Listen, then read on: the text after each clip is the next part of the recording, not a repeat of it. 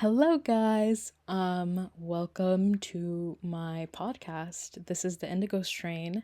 I'm so happy. I'm so happy to have you guys here. Hopefully I sound fine and I don't sound like I filmed this in a toaster, but I low-key am. I lost my little mini microphone. I have like four little tiny baby microphones and I always lose them.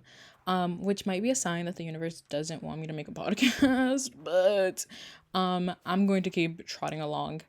And yeah, I mean, I'm really excited for what we're going to talk about today.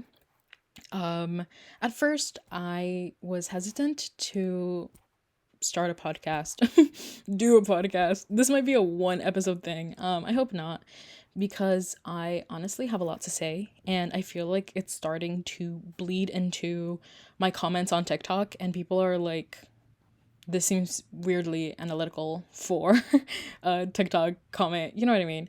Um, and so I'm realizing instead of randomly subjecting individuals to my opinions, I congeal them all together into one place where people that actually care about my opinions can come and listen to them. So yeah, I mean, let's begin with today's topic. I'm hoping to not make this a very long audio. It is a political audio. But it's also social. I mean, I hate when people use the phrase, "Oh, I don't consider myself particularly political," because it's sort of like you might choose to be ignorant towards the political things that are happening around you, but politics happen all around you and they happen for you if you let them. Um, and I think socially, we are at a very, very scary time. Um, and I'm concerned. I wake up, I wake up every day and I am concerned. So yeah, I think the root of why I wanted to make this podcast and why I'm even doing this first podcast episode to begin with, it's because I want to sort of focus on sort of I think and if you don't know this about me, I am a philosophy major. Willingly. No one held me by gunpoint and made me study philosophy. I have done so willingly. More specifically, I study political philosophy. But that's not to say that I don't also engage in other forms of philosophy. I love ethics. Um, me trying to think like the romantics.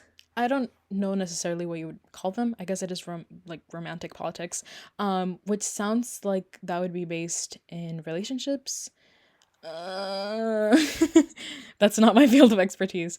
What is my field of expertise and what I am getting my bachelor's in is political philosophy. Not that I'm very great at it. Not that I have any radical thoughts on philosophy and how it should be applied to a person's life. But I do think that it's cool to talk about. I mean, I am a person that's able to read really dense and perhaps eye rolling content and recognize the bigger applications of it and hopefully make explain it and spew it out to my peers in a way that makes it more interesting rather than make the your eyes roll back. But I do understand that when it comes to sort of things of this nature, it's really easy to sort of be like, oh, who cares? Who cares? So I completely understand. And I mean, I hope that what I'm going to be talking about today is socially relevant enough that it's interesting to hear about. But if it's a complete snore fest, I don't know. You can put this on to go to bed. I'll be your sleep ASMR, and I'm totally fine with that. I mean, at least I'm helping. My point is to entertain and help. I'm like a little court gesture, trying to sneak in real political commentary into jokes. But I'm not joking today. I mean, I don't want it to be such like a strict, like, yes, we're going to be talking about philosophy today. Because we aren't, I mean, yeah, but like, no, but like, you'll see what I mean. Um, but yeah, I mean, Hashtag very excited to be here. Hashtag I've been wanting to do my first episode of a podcast for a really long time now. And I know that I said that I was gonna do an episode on the secretary, and I will. Stay tuned for it. But I really want to sort of bring in a fresh take to what I want to say about the secretary. And so far I feel like all the attempts that I've made feel sort of like recycled ideologies. And that's boring boo boo. Like nobody wants to just spew things that people already think about. I want to it's not that I want to do fresh ideas, because there's no such thing as a fresh idea. Everything that's to be thought out has already been thought out. We're just recycling and recycling to a point where it feels fresh. And on that very bleak note, let's talk about today's episode. And as you have seen from what I called this episode of today's podcast, you are not immune to propaganda. I had a very embarrassing moment this week where, well, yeah, it was this week. It was last Monday, which isn't this week, last week. It's Monday today, so it happened a week ago, where I got very passionate about a presentation that I was doing, and I knew that what I was saying wasn't making sense, and I knew that I was taking it a little too far, but I knew that I had to keep talking for my presentation, so I really pushed through that uncomfortableness. And then the rest of the day I sort of sat in the jitters of, wow, I really just I talked to talk. And there is sometimes something embarrassing that comes from standing in front of a room of individuals who have the same belief systems as you, and you perceive to be more intelligent than you, and spewing nonsense quite loudly and quite abrasively, because you think that you in some way are saying something profound and world changing, when in reality you're saying something that's not even that profound. Which makes me empathize, because I think it's karmic justice, the fact that that happened to me. Um, and you might be like, what does this have to do with propaganda? It has nothing to do with propaganda, but I think it's really interesting and funny. And I want to talk about it because it's my podcast. Earlier that day, I had to meet up with a group of individuals to work on something. And a friend showed up, and she was like, hey, like, is it okay if I hang with you guys? And I said 100% totally. And then that friend had a friend that sort of caught them between things, and was like, hey, can I join you guys? And then this individual, this friend of a friend, began talking to the group, and I realized that in what he was talking about, his mouth was moving, and he was definitely saying words, and he definitely had a point that he was making, I think, but quite literally it just sounded like buzzwords. And it was just sort of like ding ding ding, buzzword buzzword buzzword, and it really was a nonsensical ramble. And I remember thinking, oh, like, who does this guy think he is? And I really, of course not outwardly I thanked him for his company as he retired and left. But in my head I was like, who does this guy think he is? And then not I want to say like 2 hours later, I did the same thing. I stood up in front of a bunch of people, more people than he was speaking candidly to. And I spoke complete nonsense, to the point where my professor, this was for a class, my professor had to stop me, and not stop me, but he was like, I just want to add a point. And it was very embarrassing. Actually, this story does have a point to what I want to talk about.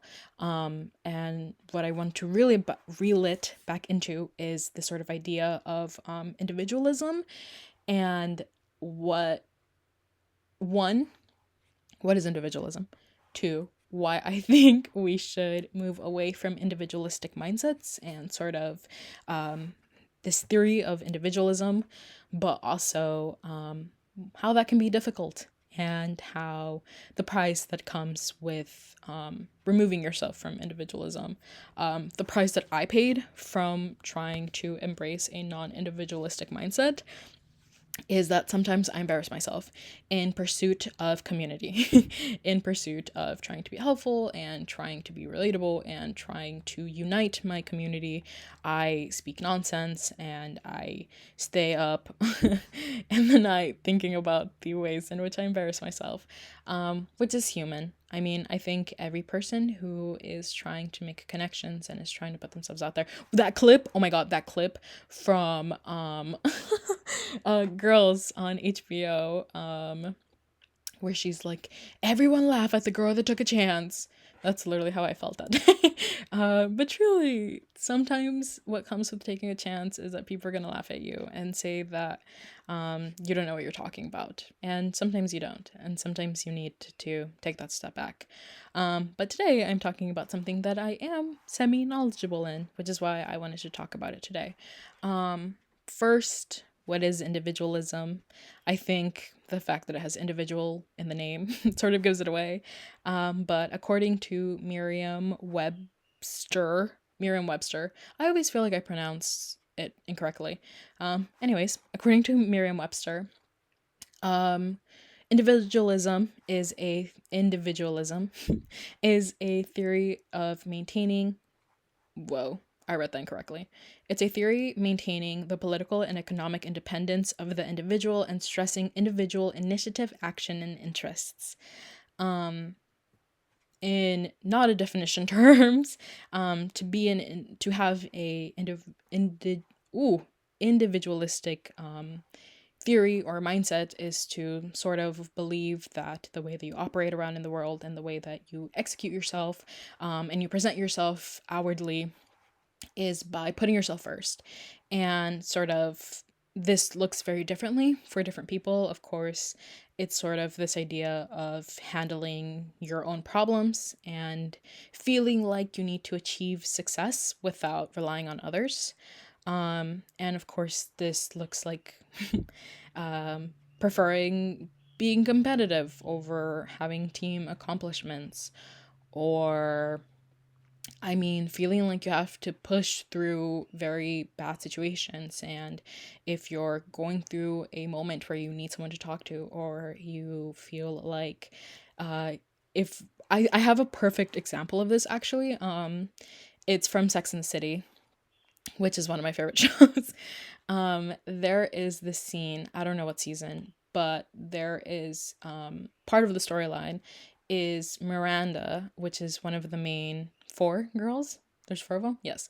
One of the main four girls has to get eye surgery for, I don't know, she needs eye surgery. And she calls Carrie, and Carrie, being an individualistic person, says, no, I cannot do that. I want to go hang out with my boyfriend instead of taking care of you while you get out of eye surgery. I'm not even kidding. I'm pretty sure that's what happened. She's like, no, I have to hang out with my boyfriend. Sorry, I can't help you. Which again, individualistic mindset. You're going to prioritize your own needs and your own sort of interests apart from prioritizing your community. And Miranda, instead of being like, I have other friends, I have other friends I can try to inconvenience, she sort of just says, I'm gonna go to the clinic by myself.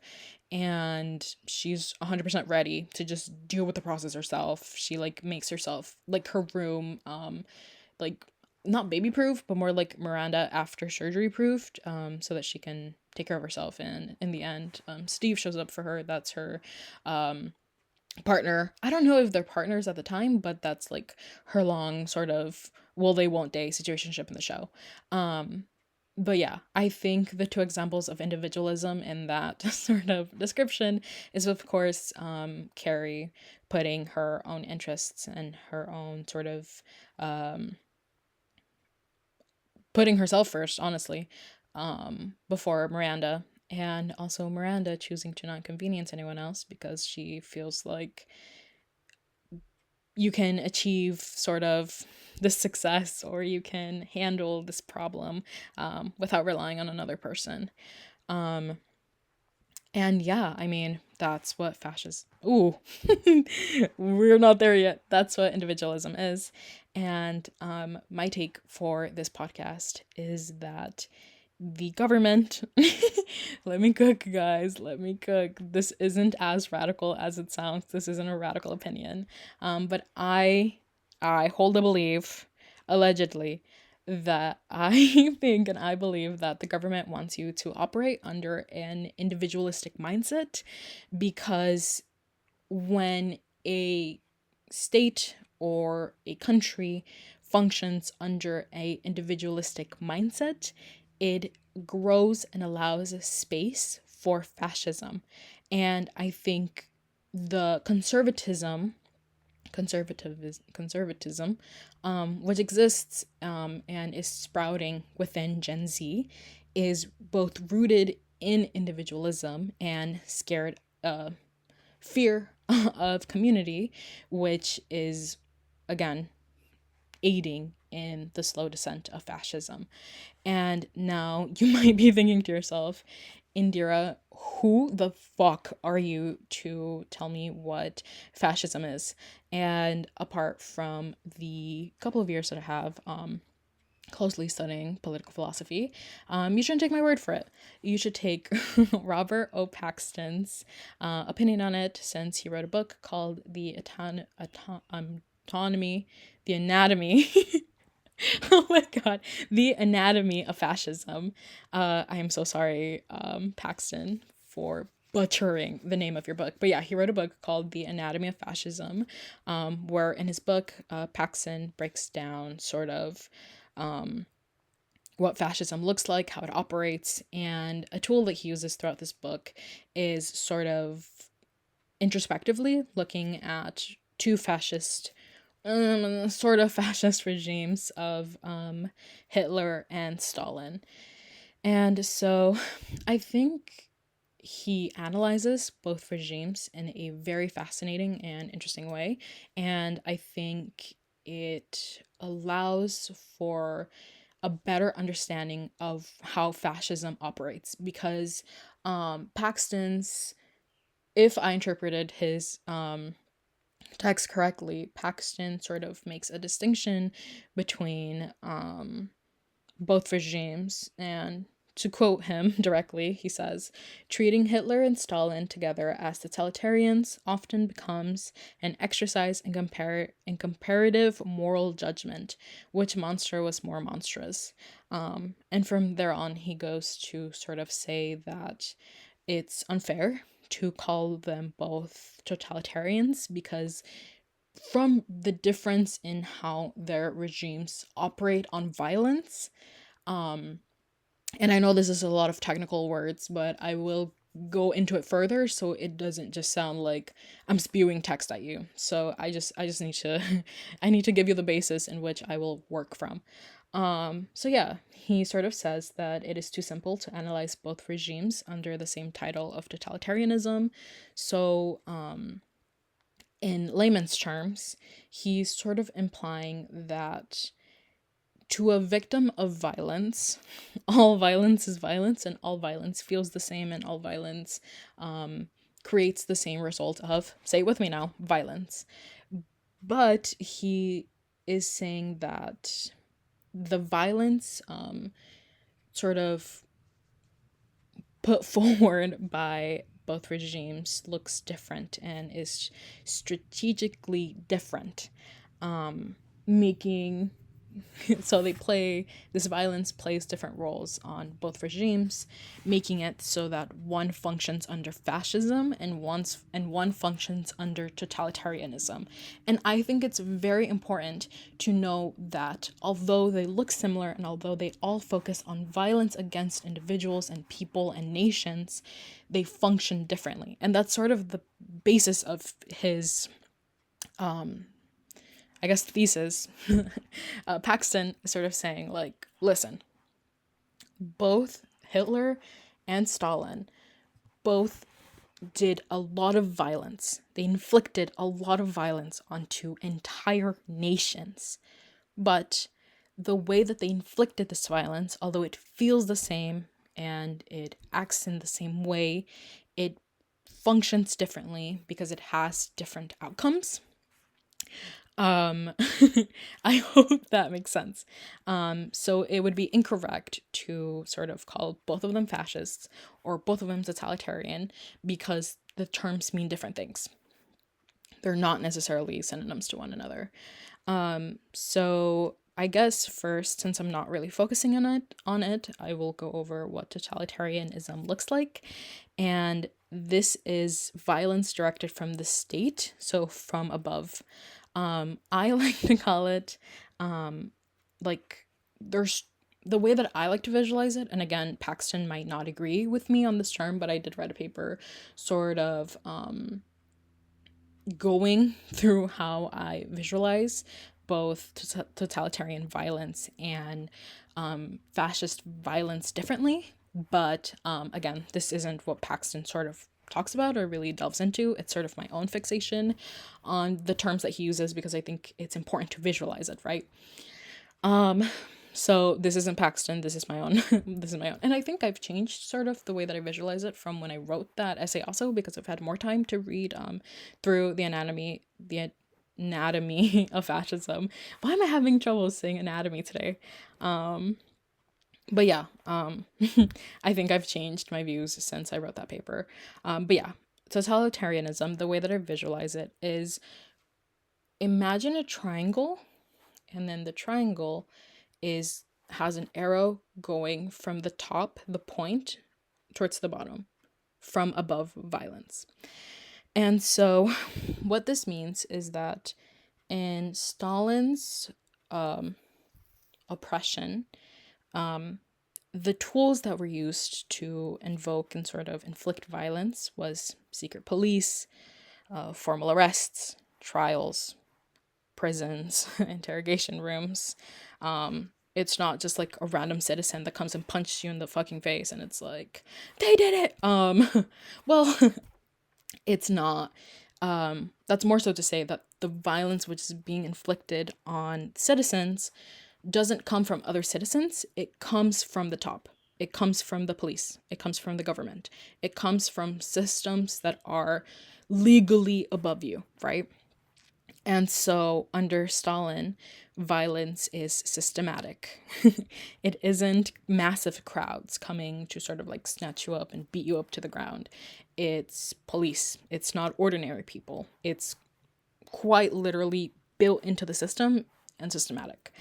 And it sort of monopolizes force to keep things orderly. And so I think that the play that individualism falls in Stalin's regime is sort of like I guess it's sort of like you want to keep to yourself, and you might like report a neighbor and tell the police like, oh my god, my neighbor's da da da da da, right? But it still has the sense of individualism. But you will see that with fascism, I think fascism really deeply, deeply relies on an individualistic mindset. And again, these are all my personal opinions. You can disagree with me. But for Paxton, he says that Nazi Germany operated under a fascist regime. And so what this means was treating violence as patriotic and energizing and something that it was your citizens' duty to perform violence. And so it encouraged crowds, party members, young people, extremists to attack the so-called enemy. And I'm going to say that again. In fascist Nazi Germany, violence is treated as patriotic and energizing to citizens. And so, crowds were encouraged to attack the so-called enemy. And these crowds were party members, young people, extremists who were made to attack the enemy. Who picked who the enemy was? The scapegoat of this fascist regime? The government. Okay. I just really want to emphasize that. I want you to know. I will put it in a more simpler term. Your government tells you it is patriotic to fight and to attack and to hurt and to kill individuals, because you have to kill the enemy. And who is more susceptible to this sort of ideas? Party members, young people, and extremists. Yes? Okay. I hope I hope you can see where I'm going with that. But yeah, the way that I think about fascist regimes is, again, we're sticking to the visualization of a triangle, but unlike totalitarian regimes where the triangle points downwards, with fascist regimes, I mean, what? The triangle is a triangle, like a little Dorito triangle. The arrow for totalitarianism faces downward because it's top down violence, while with fascist regimes, the arrow points upward. So up to the point. It doesn't start at the point. Did you hear my arm crack? It doesn't start at the point. It points upwards because it's bottom up violence, which that terminology is incorrect. Which is why for my paper that I wrote on Paxton, I said that the arrows instead should be pointing outward, because it's nothing is hitting, the violence isn't hitting upward, it's hitting sideways. And so it's sideways arrow. You can visualize it either or. I prefer sideways because, again, it's not like citizens are sort of doing this violence on government. It's sort of government encouraging people to attack people. And so the violence comes from, in fascism, the violence comes from mobs, neighbors, young men acting as street soldiers. I'm going to say that one more time. Young men acting as street soldiers. What a unique idea. What does that remind us of? And yeah, so in fascist regimes, you see a lot of crowds destroying the opponents' shops, beating opponents, and intimidating minorities. And sort of fascist regimes sort of ride on and depend on unleashing the energy of the masses, and the masses turning on one another to sort of do the government's work for them. And so I think, sort of to bring my point home, I hope that didn't change how I sound. I moved a little, but then I was like, crap, I moved my computer with me. Anyways, back to what I'm talking about.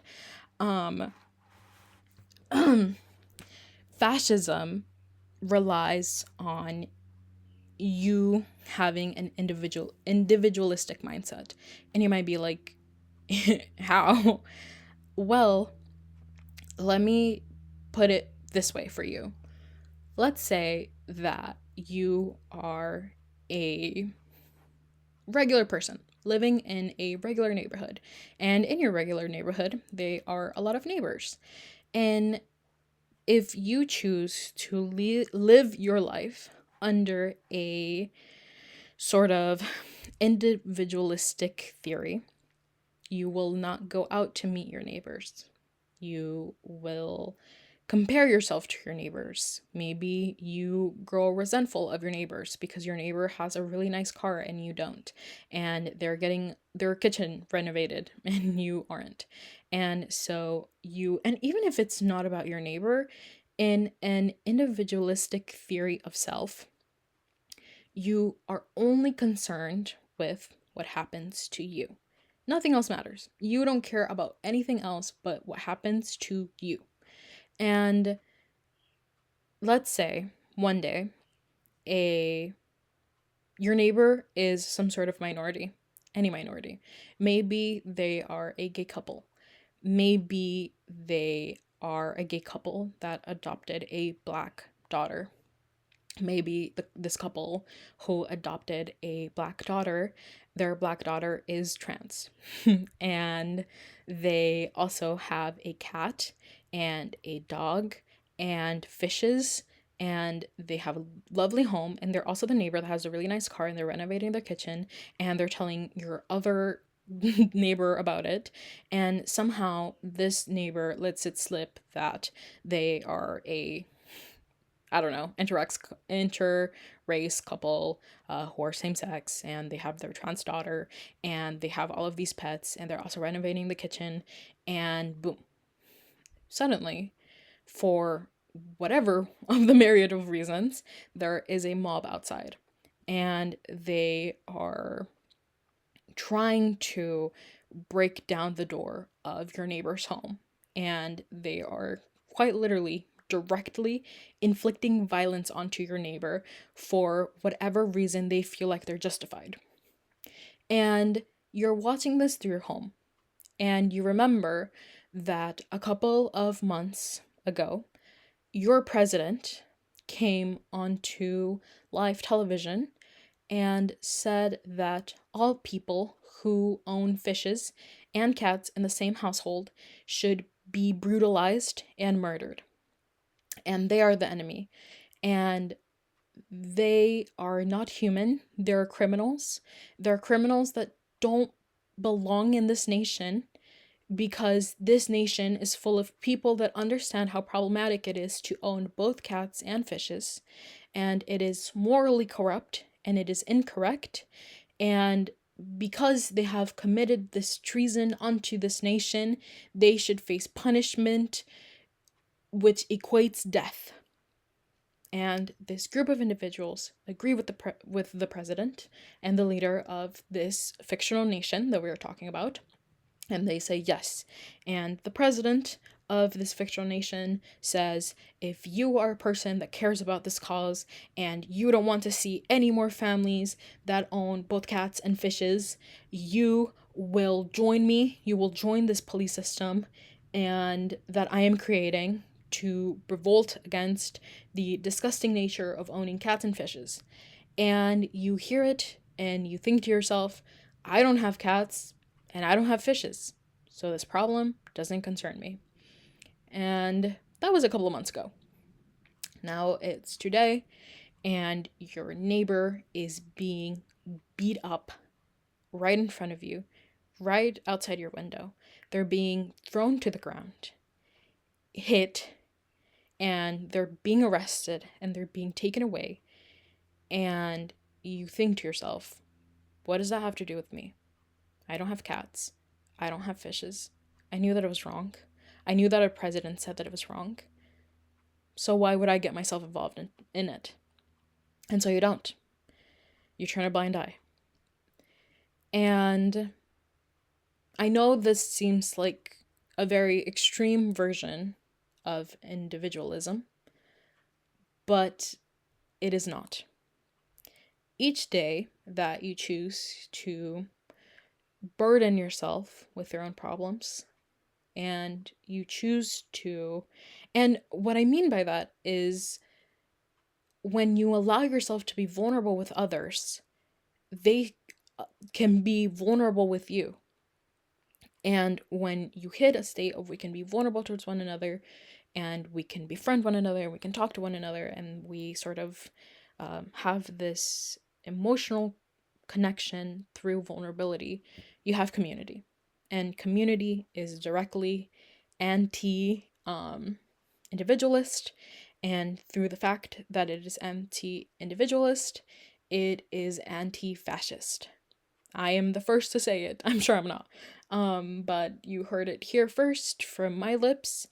To be in community, to choose your community, to choose to be burdened, and I'm going to use the word burdened by your community, is to choose to fight fascism. And because, I mean, let's put it into perspective. Let's reverse back. You hear the president say, of this fictional nation, you hear the president say that it is wrong and sick and twisted to have both fishes and cats in the same household. And immediately you think to your neighbor, and you think of how your neighbor invited you to their wedding, and you were there, and you met your neighbor's mother and father, and you met your neighbor's partner's parents, and you were able to sort of have a bonding connection with their daughter. And you drove her to some of her soccer games because her parents were busy going to like fundraising money for whatever cause. And you were happy in helping out. And in helping out, you got to know their daughter better. And you know that she's a ballerina. And she has this amazing scholarship to go dance in New York. And you ask her about her grandmother because you have met both of her grandmothers and you know them very well. And she tells you that one of them is really sick. And you say, "Thank you for telling me. I will go visit her, and maybe I'll bring her a cup of tea or soup or some pre-made meals so that she can have them while she's not feeling well." And this was a couple of months ago. So today, when that neighbor whose mom you know, that neighbor whose daughter you know, and you have driven to her practice, to her football practice because she does football and also ballet, and you see your neighbor being slammed onto the floor by a group of angry mobs, you might be scared. You might be mortified. You might not know what to do. But you will think that that is my neighbor, that is my community, that is someone who I value, and maybe you run out there. Maybe you decide to call other members of the community to help out. Maybe you decide that enough is enough and you're going to go out there and you're going to in some way shush away the crowd, and you're going to help your neighbor get up and you're going to help them get into their home, and you're going to sit with them and you're going to comfort them. Or maybe the crowd gets the upper hand and they make a citizen's arrest on your neighbor, and you call your other friend who's a lawyer, and you know that they are more knowledgeable in what's currently happening, and they also don't have and they have a community-based mindset, so they are open to helping, and they show up, and the police show up, and the issue seems to be resolved, and maybe it progresses to them going to court or whatever, but you helped that individual out. In this scenario, your neighbor who you're friends with and who you're close with and who you appreciate and who they appreciate you back, and they have your back. When this said fictional president of this fictional town says people who have hand tattoos are immortal and should die, and the crowd comes knocking down your door, guess who will be the first person to defend your honor? The neighbor who you helped. And they're going to think, they helped me when I was in this similar situation, so I'm going to help them when they're in this similar situation because I know it's incorrect. And the chain of community follows, right? And so when you view the people around you, and I mean community in every length and every size the community comes in. Your community could be the people in your neighborhood. Your community could be your friends and the circle that you hang around school. Your community could be your entire school. Your community could be your town. It could be your city. It could be your state. It could be your country. In all of those little versions, you are part of a community. And your duty to your community, if you don't follow an individualistic mindset, is to look after them. And when you look after your neighbor, and when you're understanding of your neighbor, and when you understand that there are certain things in life that you cannot go through without your neighbor, when this fictional president in this fictional nation tells you, go murder your neighbor, you will sit down and you will say no. And you will say, you not only will you say no, you will say, I don't think you're fit to rule anymore. Because any person that tells me to kill my neighbor is objectively not a person that I want to be ruling this nation. And imagine a universe or world where world leaders and politicians and the people who make the big decisions didn't think of their self-interests, didn't think of their individualistic needs, didn't think of what would advance them in their political careers or in their in what will make them more money, in what will benefit their business buddies, but rather they think in a community-based mindset. And they think we all exist in this world, and there are certain problems that we cannot figure out until we are okay with one another, right? And so when you really break it down like that, it seems sort of idealistic, and you're like, well, Indira, nobody really would do that. Nobody would follow that. Nobody would sort of allow themselves to be completely individualistic. And it's sort of like, well, why not? Well, it's happened in the past. We come from a state of being as primates where we long for community. We exist within community, we need other people. And when your government tells you, screw the next guy, that's your competition. Screw your neighbor, that's who you're competing against. Screw go on Instagram and post the 4 vacations that you went to because your neighbor needs to see how you're flexed up and how well you're doing. When you're being fed this propaganda of you need to prioritize yourself, you need to do you, lock in, twin, don't let them see you with your head down, twin. Oh, you need to lock in, you need to flex on them, you need to flex on these hoes. You see how that sort of creates an individualistic mindset, and how being in an individualistic mindset, and again, I know that it seems like, oh, that's so far based, oh, like you're taking it so far. How? It's, I mean, I'm like, look at the material. Let me ask the audience, look at the material. If you care about your neighbor, fascism cannot win. I'm gonna say it again.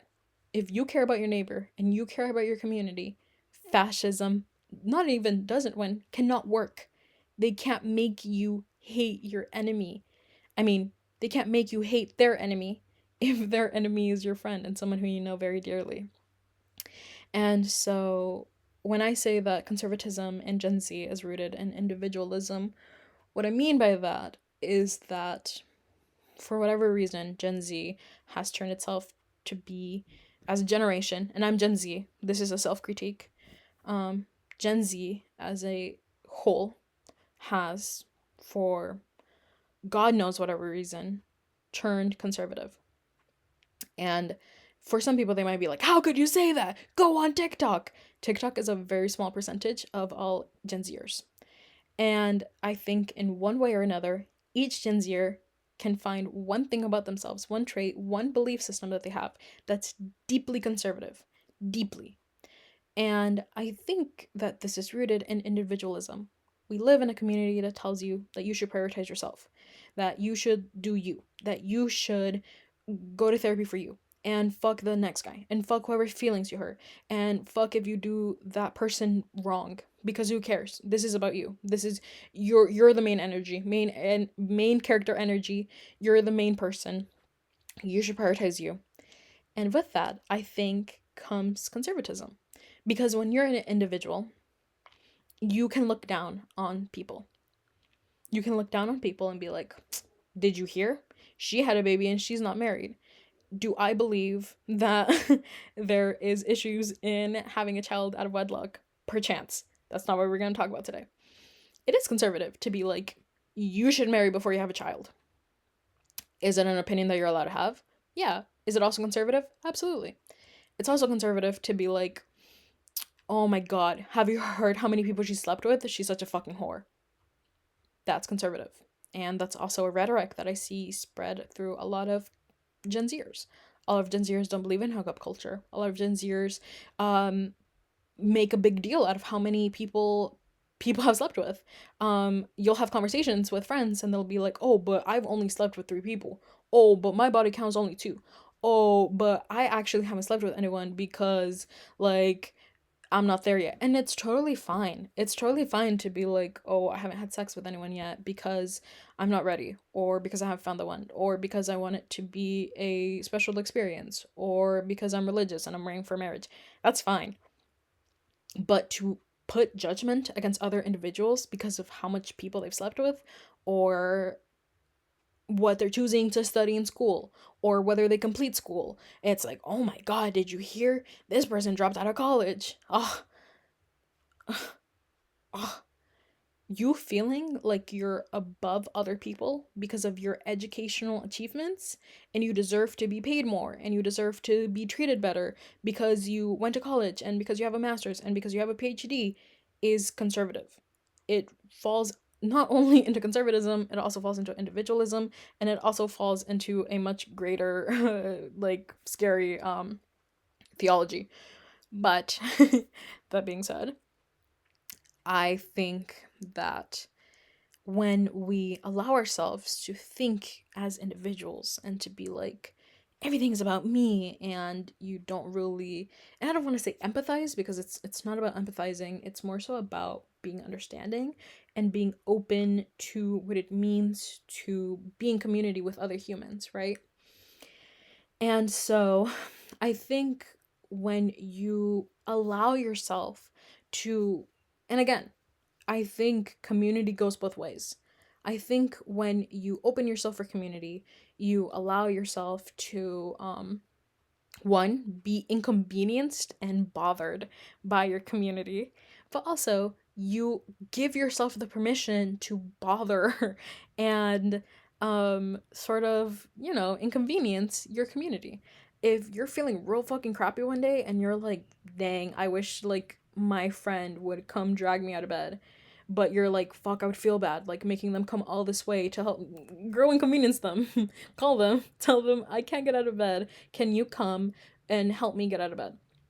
And I know it seems trivial, and it's sort of like, who would help you get out of bed? Oh my god, ew. I would, if my best friend, and I'm serious, if my best friend, I've done this for friends before. They're like, "Can you pick me up out of bed?" And I'm like, "Yeah." And then I go into the room and they do a little dance, and I'm like, "Come on." If my best friend right now called me and said, "I'm having emergency eye surgery," bringing it back to Sex in the City, if my bestest friend of the entire fucking universe called me this instant and said, "Hey, I'm having eye surgery, and for some reason, this or other person, I don't even need a reason. I want you to be there, and I want you to help me, get back to my place." I will respond, "I have Uber, I have phone, I have 2 arms. We will get you back to your apartment. Trust, trust. We will get you back home," right? And so I feel like I always say, like, I'm worried about Gen Z. I'm worried about Gen Z being so conservative. I'm worried about individualism. And I think truly, and I'm always like, "Well, what do you do about that?" And for one, I think you talk about it. Um, you're only able to change what you're aware of, right? So when you talk about it and you allow yourself to sort of bring it to mind and bring it to attention, when people realize it, it's a lot easier to address. And it's a lot easier to be like, "Oh, well, yeah." That's one. And two, I think, what's my two? What was I talking about? Wait, guys. Um, that's my only one, apparently, because I completely blinked out on what I was talking about. I was talking about fascism. I was talking about individualism. I was talking about community. You allow yourself to think about what's wrong. Yes. Okay, I'm back. I'm back on track. You allow yourself to think about individualism, and you allow to think yourself about community, and you educate yourself on it, but also you act. And you have to act on things, right? And I think that's a part of philosophy that can frustrate a lot of individuals. It's sort of like, "Oh, you're just talking and you're hypothesizing and you're thinking and you're making your little theories, but you don't act on it." And I feel like that can that's something that you can feel through a lot of fields of study and through a lot of sort of different means of study. It's sort of like, well, what are you going to do with it? And it's sort of like, well, you can act on it. This is something you can 100% act on. Build your community. And even if it's sort of like it's difficult, right? Because again, we do live in a society that emphasizes individualistic mindsets. It's rooted in the way that we do life and that we think about things. So it can be very difficult to be like, how do I start building community? How do I start involving myself with my community? And it's sort of like by talking to them. Talk to your community, talk to people, reach out to individuals. And it's I know it sounds very like, well, what if they reject me? And again, that comes back to the beginning. I am on pursuit of community, and I am on pursuit of individuals, and I am of pursuit of learning, and I want to learn from the people around me, and I want to expand my learning, and I want the people to know me and to learn about me as I'm learning about them. And what comes with that, the punishment of facing fascism and sort of working against it, is that you are putting yourself in community. And it could be cringe. It could be cringe to be like, hey, can we hang out? It could be cringe to stand up in front of your classroom and try to communicate an idea that you have, and then you realize mid thought that you are making no sense and you're embarrassing yourself in front of everyone. Part of growth and part of being a human is that you're going to embarrass yourself. And I think it's this awful conservative idea of Gen Z to be like, oh, it's death to be cringe, it's horrible to be embarrassed, there's nothing worse in this world than to be embarrassed. The worst thing in this world is death, and that's because you're done. You're dead. To be embarrassed is to grow. Sometimes you need the growth of embarrassment. And sometimes when you're out in pursuit of community and you're out with friends and you're hanging out and you're at clubs, go clubbing, guys. Guys, go clubbing. Clubbing isn't for me. Okay, I left this comment on a TikTok I think weeks ago, but this girl was like, you guys aren't having fun at the club because I'm over here pretending I'm in a music video and doing whatever the hell you want. You guys are just standing around. And it made me realize, I'm like, the reason why I don't like clubbing culture is because I'm constantly thinking of the perceptions of the people around me. And I'm like, there's a bitch behind me, like, there's someone pushing me, and there's someone sort of like giving me a weird look. And the fun of clubbing is that it's a moment where you can escape individualist sort of your ideas and your individual problems and whatever is happening at home and whatever whatever you're trying to ignore, and instead you reach a state of sort of, you're in the mindset of the masses, and you're not thinking about how your back hurts, and you're not thinking about how you fucking stink, and you're not thinking about how you kind of need to poop, and you're not thinking about that project that you have due tomorrow, and you're not really thinking about, and you're just dancing and you're having fun and you're with your friends and you're listening to the music. But it's sort of like, bitches don't do that these days. Bitches don't go to the club to like have a conscious community thought day experience, and instead they're in there to judge and drink until they black out. And it's sort of like, we're losing ancient texts. There's nothing more freeing than being in a space with your collective community and just fucking vibing out. And unfortunately for me, and it is something that I'm trying to work on, I'm being vulnerable, guys clap for me for being vulnerable. It is something that I'm trying to work on, of being like, allowing myself to be embarrassed. And sometimes you'll say shit in front of your friends that's really fucking embarrassing. Sometimes you'll cry in front of your friends and you're like, fuck, that was really embarrassing. Sometimes you'll listen to a Bad Bunny song in the backseat of your friend's car and your eyes will tear up because you think of your psychiatrist as community, and you have to tell him that you've been a little depressed lately and you don't know if your meds are working. This is something that happened to me. You guys are like, this is oddly specific. You're listening to Bad Bunny's no te puedo borrar, no te puedo borrar, tu me enseñaste a querer. You're listening to that and you're thinking about not a loved one that you lost, but rather the version of yourself which you are seeking and what's stopping you from being there. When did this turn into a sermon? But you know what I mean? And it's like you're in the back seat and you're thinking about who you could have been, and you're crying and there's tears flowing down your eyes, and your friend is looking at you and she's like, the fuck? And you're like, I can't explain it and I need to look in because it's the middle of the day, and you're gonna find yourself in embarrassing fucking situations. But like, that's life, and that's the price that you have to pay for. And it's almost I almost don't want to say what I'm thinking. I almost don't want to bring it up to your attention, but really I feel like the opposite of violence and the opposite of sort of being systemically abused and sort of the systemic violence, the opposite of it is existence and freedom and laughter within community.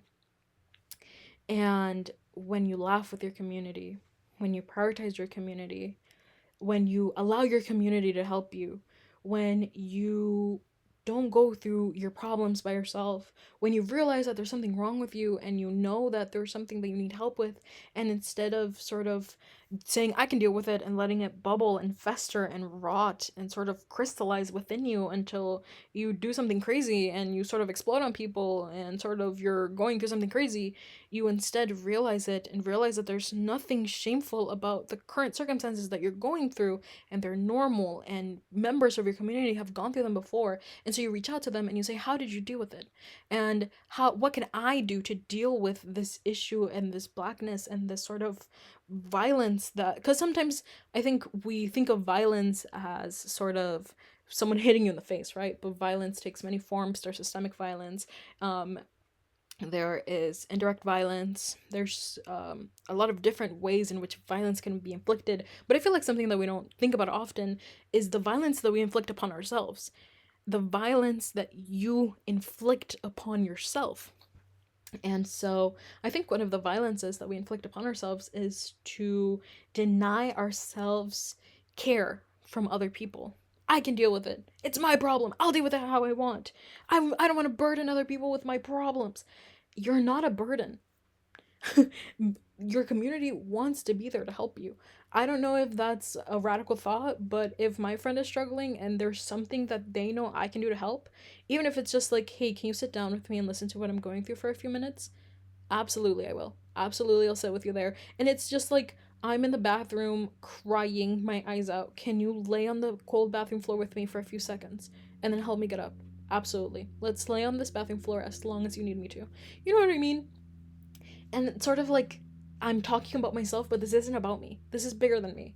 Um, I think a lot of societal problems and a lot of like the nasty gut ugly of society, that we're like, how could this person do this? How could this happen to, how could this person get up one day and decide to inflict so much violence against all of these people?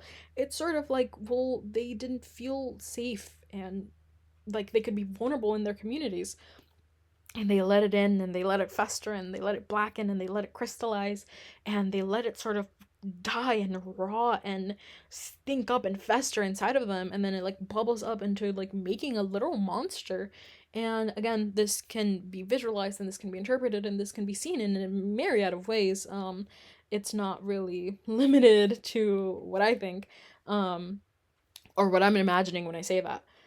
But I think that's also something that I wake up and I'm like, I'm worried. I'm worried about young men and their tendency for violence. And I think again it stems from um individualistic mindsets. Oh, I'm gonna shoot up this school and I'm gonna be remembered as a hot fucking man and people are gonna regret never talking to me, and I'm gonna be the one who like is immortalized, and people are going to remember me as this cool badass, and I'm gonna shoot up the school just so that other people can see me as this badass. Okay, so you're doing it so that you can have the affirmations of the community around you because that's what you long for. You know what I mean? Like, it all comes back to individualism, and the cure to the problems that individualism is making is community. And when I say that, of course, take it with a grain of salt. Not everyone deserves to be part of your community. Not everyone deserves to be part of your garden. If there's somebody who, and that's what I mean when I say like, community goes both ways. If there's someone that can be a danger to your community, if there's someone that can be a danger to yourself, if there's someone that's making you feel bad and awful about yourself in your community, guess what? They don't deserve a place in your community. You can pick who is in your community, which sounds crazy because you're like, isn't everyone supposed to be part of my community? In some sense, yeah. But I think there are levels to how we allow people to show up in our lives. If there is a family member who you know is struggling through something and you feel for them, but you also understand that every time that they come into your life, this reminds me of Georgina from Gossip Girl, and how, long story short, Georgina is a friend of Serena, and they're all in high school by the way, and Georgina is this person who's clearly troubled and clearly has trouble, like she's a troubled teenager, but every time Georgina's around Serena, she turns into a different person. She turns into someone who's self-destructive and someone who is, again, inflicts violence upon herself, drinks until she's blacking out, keeps secrets from people around her, and it's clearly making her uncomfortable and literally cracking her down and hurting her. And she's sort of like, but I have to be there for Georgina because she's my friend, and then she starts like blackmailing her. But it's sort of like this idea of like, not everyone deserves a seat at your table. Not everyone deserves to be in your community. When you meet those sort of people in your life and you're like, yeah, you're like struggling, but like, it's, if me helping you is going to make me worse, I do not have the resources to help you. And that doesn't mean that that person doesn't need help, but they don't need your current exact help, right? And so I think that's part of it also. You have to be conscious of how much of you give to other people. And that's not to say that those individuals don't deserve community. I think they do, but I think the way that you show up for those individuals looks different, right? Um and that's fine. It's fine to choose how you show up for other individuals. And that's the end of my ramble, I think. If you made it this far into my ramble, thank you. I appreciate you. I'm sending you a virtual cookie because I do not have cookies with me at this moment. And yeah, I mean, thank you for listening. I think this is a very important topic that's near and dear to my heart, and I hope in everything that I mentioned something made sense, and if not, that's totally fine. If you're like, I'm fucking lost and I have a myriad of questions, let me know. Leave them down in the comments. I will respond to your questions. Maybe I'll respond to your question in another podcast video. Maybe. Who knows? But yeah, I mean, stay safe. Prioritize yourself. We live in very uncertain political times. And each day that you wake up and you prioritize yourself and you prioritize the people that you love, you're directly fighting fascism. Don't let them think that your contributions aren't enough, because even when you wake up and you choose to believe in yourself and you choose to not induce violence upon yourself, is a day that you're not letting fascism win. So yeah, I hope this was entertaining or useful or informational, or it helped you go to sleep. And if this is your sleepy time podcast now, I am flattered. And I hope you have a really good night's sleep. If not, I hope you have an amazing rest of your day. And yeah, let me know your opinions, your thoughts. You can argue with me in the comments. Just don't be mean. Don't be mean. I can't handle it. But you can tell me your disagreements with me in the comments, of course. This is a discussion. I don't think I'm right about everything. I'm sure I said a series of things in this podcast that I'm incorrect about, and I'll think about this 10 years down the line. I'll be like, crap, I was wrong about that. But it's okay, because part of life is growing and you have to be wrong to be able to correct it to be right. And yeah, again, thank you guys so much for listening to me. I know this is super duper uber goober duper long. And again, I appreciate even if one person listens through the whole way through.